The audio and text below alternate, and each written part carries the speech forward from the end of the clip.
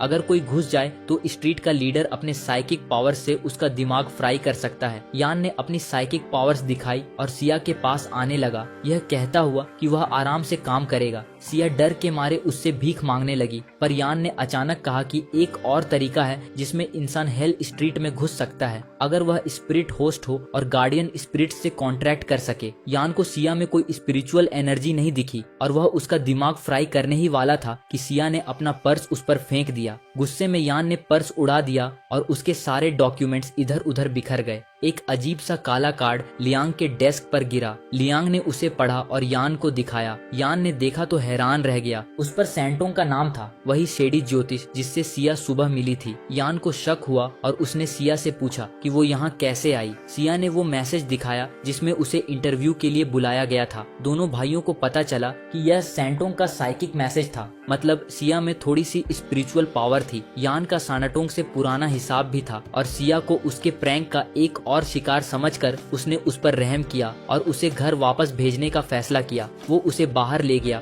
और अपनी बाइक पर बिठाया, कहते हुए कि जोर से पकड़े ताकि ब्रेक मारने पर उसे कुछ अच्छा महसूस हो। वो बाइक चलाते हुए निकला और सिया ने देखा कि हेल स्ट्रीट एक पूरा शहर था। यान ने समझाया कि शुरू में यह सिर्फ एक स्ट्रीट थी, पर जैसे जैसे इंसानों की आबादी बढ़ी स्पिरिट्स की भी बढ़ गई। उसने बताया कि घोस्ट वर्ल्ड के रूलर्स का काम स्पिरिट्स को दूसरी तरफ ले जाना है, पर इतनी भीड़ के वजह से स्पिरिट्स को इतना लंबा इंतजार करना पड़ता है जिससे कि कई स्पिरिट परेशान होकर एविल घोस्ट बन जाते हैं, जैसे कल रात वाले। यान ने एक मल्टीवर्स थ्योरी भी सुनाई कि कैसे हजारों हेल स्ट्रीट्स हैं और उतने ही लीडर्स जो स्पिरिट्स का ख्याल रखते हैं। सिया ने पिछली रात वाले बड़े स्पिरिट के बारे में पूछा तो यान ने शो ऑफ करते हुए सुचू को दोबारा समन किया। सुचू एक जलते हुए घोड़े पर घोस्ट राइडर की तरह निकला। यान ने कहा कि सिर्फ वही इंसान जो मजबूत गार्डियन स्पिरिट्स रखते हैं हेल स्ट्रीट्स के लीडर बन सकते हैं। अचानक यान ने बाइक रोकी क्योंकि आसपास ढेर सारे भूत घूम रहे थे। उसने सिया को बताया कि हेल स्ट्रीट का सेंटर उनका घर वाला पहाड़ है और उससे जितना दूर जाओ भूतों के मिलने की संभावना उतनी बढ़ जाती है। उसने सिया से कहा कि जोर से पकड़े और फिर भूतों के झुंड के बीच से बाइक दौड़ाई, उन्हें इधर उधर उड़ाते हुए।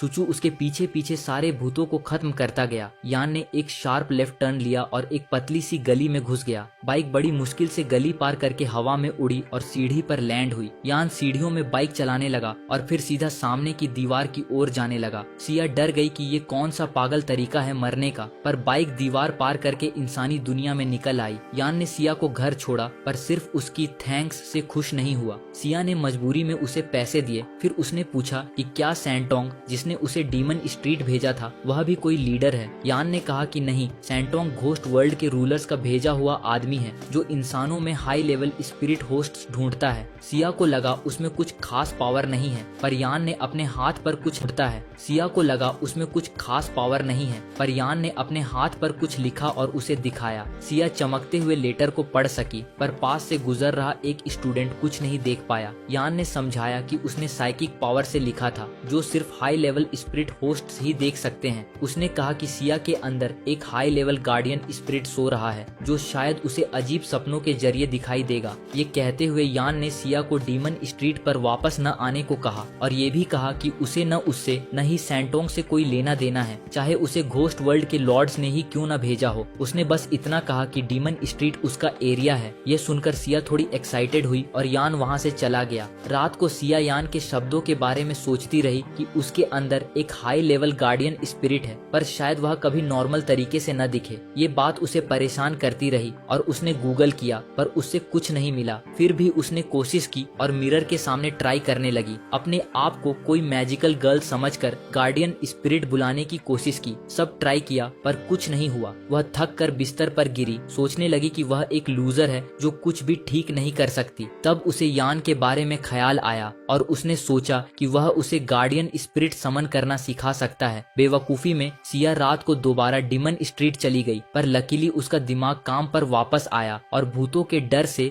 जो शायद उस पर दोबारा गैंग बनाकर हमला कर दें। उसने अंदर न जाने का फैसला किया। उसने सोचा कि एडवेंचर वाली जिंदगी उसके लिए नहीं है और वह बस एक नेमलेस एक्स्ट्रा ही रह सकती है जो बिना किसी नाम के नॉर्मल लोगों की तरह एक दिन मर जाएगी। अगली सुबह सिया दोबारा जॉब फेयर में गई और आखिरकार उसे पहली जॉब मिल गई। रात को वह अपनी खुशी में झूमती हुई अपने रिज्यूमे की कॉपीज फेंक दी। उनमें सैंटोंग का कार्ड भी था जो उसे अब बेकार लगा, तो उसने उसे खिड़की से बाहर फेंक दिया। पर यह कार्ड एक ऐसे रोबोट के पास गया जो टर्मिनेटर मूवी से भागा हुआ लग रहा था। रोबोट ने कार्ड में स्पिरिचुअल एनर्जी को महसूस किया और एरिया स्कैन करने पर उसे पता चला कि ये सिया की खिड़की से आया था। उसने सिया को पकड़ने का फैसला किया और उसके कमरे में घुस गया। सिया अपने कमरे पर ख्याली पुलाव पका रही थी जब अचानक उसने कमरे में टर्मिनेटर रोबोट देखा। वह डर के चीख पड़ी। रोबोट ने उसका गला पकड़कर उसे दीवार से चिपका दिया। वह उसे स्कैन कर रहा था और उसे कुछ अजीब सा मिला। रोबोट उसे खत्म करने ही वाला था कि किसी ने रोबोट का सिर पकड़कर अंडे के जैसे तोड़ दिया।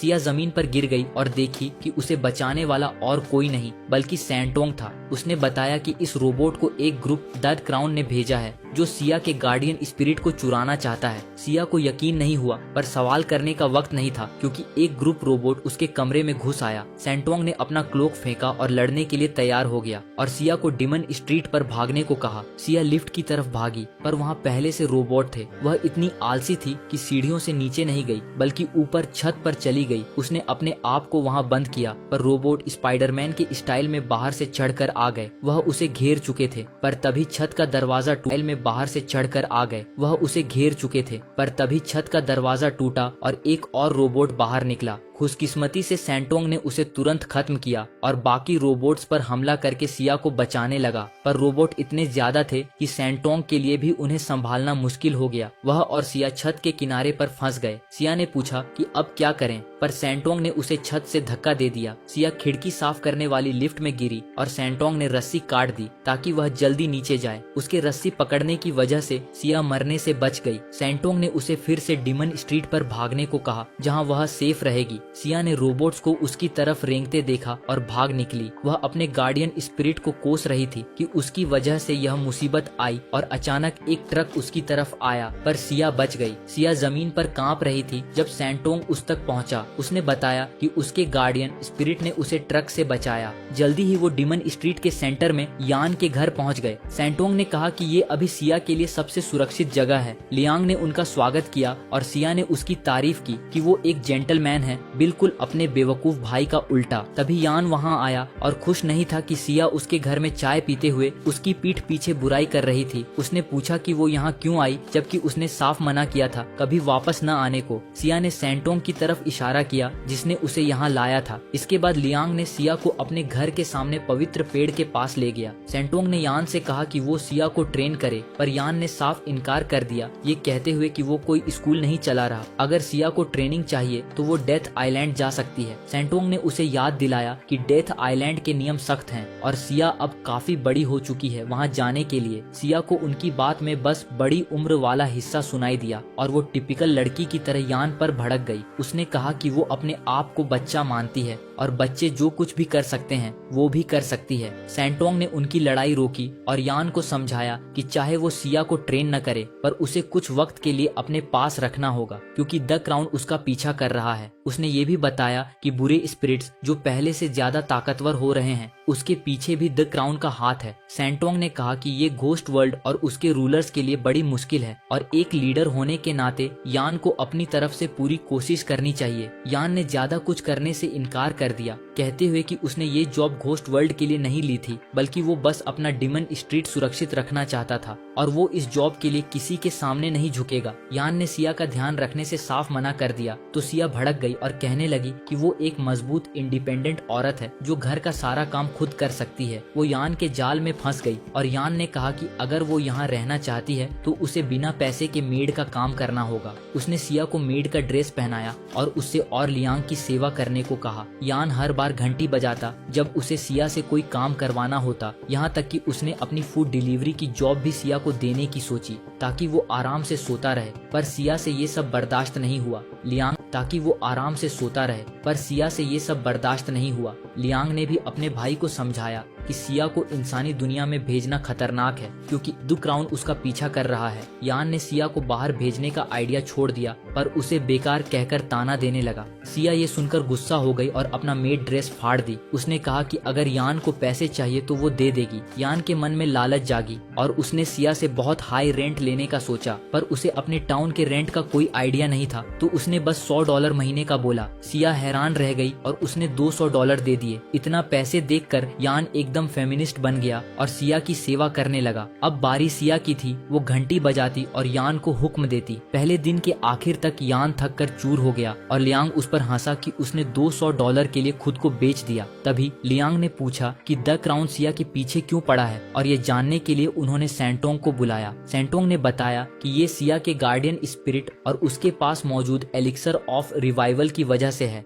जो मरे हुए लोगों को जिंदा कर सकता है। सैंटोंग ने यान को कहा कि अगर वो सिया को उसका गार्डियन स्पिरिट बुलाने में मदद करेगा और उसके साथ अच्छे से रहेगा तो शायद वो उसे एलिक्सर का 2 बूंद दे सके, जिससे यान अपने चाहने वाले लोगों को वापस ला सकेगा। यान को सैंटोंग पर पूरा भरोसा नहीं था, पर उसने सोचा कि ये एक अच्छा मौका है। अगली सुबह सिया ने घंटी बजाई सोचकर कि यान से मसाज करवाएगी, पर यान नहीं आया। वो बाहर गई तो देखा कि यान पेड़ को घूर रहा था। सिया ने पूछा कि क्या उसे घंटी सुनाई नहीं दी, पर यान ने उसकी तरफ एक बैग फेंका और कहा कि अब उसकी ट्रेनिंग शुरू होगी। वो उसे सीधे पुल के नीचे ले गया। यान ने सिया को पानी के अंदर सांस रोकने को कहा, पर सिया कुछ सेकंड बाद ही हांफ कर बाहर निकल आई। उसने लड़की वाला कार्ड खेलते हुए कहा कि लड़कियां ज्यादा देर सांस नहीं रोक सकती। यान ने उसे बहाने बनाने से मना किया और कहा कि अगर उसे अपना गार्डियन स्पिरिट बुलाना है तो उसे बहाना छोड़कर मेहनत करनी होगी। अगले स्टेप में सिया को पीठ पर भारी बोझ लिए पहाड़ चढ़ना था। इसके बाद यान ने उसे अपना अंगूठा काटकर गार्डियन स्पिरिट समन करने का तरीका सिखाया। फिर सिया को ब्लैक क्लोवर के आस्था की तलवार से प्रैक्टिस करनी पड़ी और उसके बाद वो जोरो बनने की ट्रेनिंग में लग गई। यान ने उसे सिर से लकड़ी तोड़ना सिखाया, पर सिया बस उससे अपनी नाक तोड़ सकी। दिन के आखिर में सिया थक कर चूर हो गई, पर लियांग ने उसे बताया कि यही ट्रेनिंग का सही तरीका है जो पवित्र किताबों में लिखा है। सिया को लगा कि उसे कोई सीरियस कुंग फू मैनुअल्स देखने को मिलेगा, पर जब उसे पता चला कि यान उसे वन पीस और ड्रैगन बॉल मांगा के हिसाब से ट्रेन कर रहा है, वो गुस्सा हो गई। उसने तुरंत सैंटोंग को बुलाकर शिकायत की कि यान उसे कॉमिक्स के अकॉर्डिंग ट्रेनिंग दे रहा है, पर सैंटोंग ने यान का साथ दिया। उसने कहा कि ट्रेनिंग का मेथड सबका अलग होता है और इस पर वो कुछ नहीं बोलेगा। ये सुनकर सिया ने कहा कि वो अब यहाँ एक पल भी नहीं रहेगी और सैंटोंग से कहा कि वो उसे अपने साथ ले जाए। सैंटोंग ने इनकार किया, कहा कि वो एक खतरनाक मिशन पर है, एक क्रिमिनल लॉन्ग को ढूंढने में जो हाल ही में देखा गया है। ये नाम सुनते ही यान और लियांग चौंक गए क्योंकि लॉन्ग ही उनके माँ बाप की मौत का जिम्मेदार था। सैंटोंग ने उन्हें शांत किया, कहा कि ये शायद झूठी खबर है और वो असली लॉन्ग को ढूंढ भी नहीं पाएंगे। ये कहते हुए वो चला गया और सिया गुस्सा गई क्योंकि उसने उसके लिए कुछ नहीं किया। सिया यान के ट्रेनिंग मेथड को बेकार कहने लगी। यान भी उसके नखरे से तंग आ चुका था। उसने कहा कि जो खुद पर भरोसा नहीं करता वो किसी और पर भी नहीं करता। ऐसे बेकार लूजर की वो मदद नहीं करना चाहता। सिया ये सुनकर दंग रह गई क्योंकि अभी तक किसी ने उसे ऐसा रियलिटी चेक नहीं दिया था। रात को वो यान के बारे में सोच रही थी जब अचानक दूर से एक धमाका सुनाई दिया। सिया ने खिड़की से देखा तो शहर के एक हिस्से से धुआं उठ रहा था। वो देखने चली गई। लियांग ने बताया कि ये बुरे स्पिरिट्स का हमला है और उसे साथ चलने को कहा क्योंकि ये भी ट्रेनिंग का हिस्सा है। यान ने कहा कि सिया जैसे बेकार बोझ को साथ ले जाने की जरूरत नहीं। वो लियांग के साथ बाइक पर निकल गया। सिया गुस्सा हो गई और अपनी जिद में उनका पीछा करने लगी। यान और लियांग हादसे वाली जगह पहुंचे। यान नीचे कूदा और अपने गार्डियन स्पिरिट सुसु को बुलाया और दोनों ने भूतों को एक एक करके धूल चटा दी। यान ने आसमान में लंबी छलांग लगाई और भूतों पर एक जबरदस्त हमला किया। जब वो नीचे उतरा आग शांत हुई, पर एक भूत ने उस पर हमला किया। लियांग ने अपने नाइफ से उसे खत्म कर दिया। फिर वो अपने भाई के साथ मिला और बताया कि हमला करने वाले भूतों का लेवल और उनकी संख्या बढ़ रही है। जैसा सैंटोंग ने उनसे कहा था, इसके पीछे दु क्राउन का हाथ था और लियांग को लगा कि वो डिमन स्ट्रीट का डिफेंसेस चेक करने के लिए एक्सपेरिमेंट कर रहे हैं। यान ने सारा इल्जाम सिया पर लगा दिया और अगले भूतों के झुंड से लड़ने लगा। सिया भी वहाँ पहुँच गई और यान को लड़ते हुए देखी तो उसका दिल जोश से भर गया। लियांग उसके पास आया और बताया कि यान हमेशा इतना ताकतवर नहीं था, न ही उसके पास पहले पहले से सुचू जैसा मजबूत स्पिरिट था। अचानक एक भूत उनके पीछे चुपके से आया, पर लियांग ने एक मुक्के में उसे उड़ा दिया। उसने सिया को समझाया कि असली ताकत शरीर के साइज से नहीं बल्कि खुद पर भरोसे से आती है। उसने उसी भूत की तलवार उठाई और आसपास के भूतों पर हमला किया, सिया को दिखाने के लिए कि सच्ची ताकत खुद पर यकीन से मिलती है। उसने तलवार से कुछ भूतों को हरा दिया, फिर तलवार फेंककर अपनी लात से लड़ाई की। भूत उसकी तेजी के सामने टिक नहीं पाए और लियांग ने आसानी से उन्हें हरा दिया। फिर वो सिया की तरफ भागा, जो ये नहीं जानती थी कि भूत उसके पास आ रहे हैं, और उसकी बेकार सी जान बचा ली। उसने सिया को समझाया कि अगर वो खुद पर भरोसा करे और मेहनत करे तो कोई भी कॉमिक फॉलो करके भी मजबूत बन सकती है। लियांग के शब्दों से सिया को कुछ बहुत तो समझ में आया। जल्दी ही यान ने सारे भूतों को खत्म कर दिया। अगले दिन सिया ने पूरे दिल से ट्रेनिंग दोबारा शुरू की। अब वो 3 मिनट से ज्यादा तक सांस रोक सकती थी। यान इससे खुश हुआ और कहा कि अब वो स्पिरिचुअल गार्डियन बुलाने की प्रैक्टिस के लिए तैयार है। बाद में सिया पेड़ के नीचे मेडिटेशन कर रही थी और उसे अपने बंधे हुए गार्डियन स्पिरिट की एक और झलक दिखी। जब उसने उससे बात करने की कोशिश की तो डर के मारे उसका ध्यान टूट गया। लियांग वहाँ उसका साथ देने के लिए था और पूछा कि गार्डियन स्पिरिट से मुलाकात कैसी रही। सिया ने बताया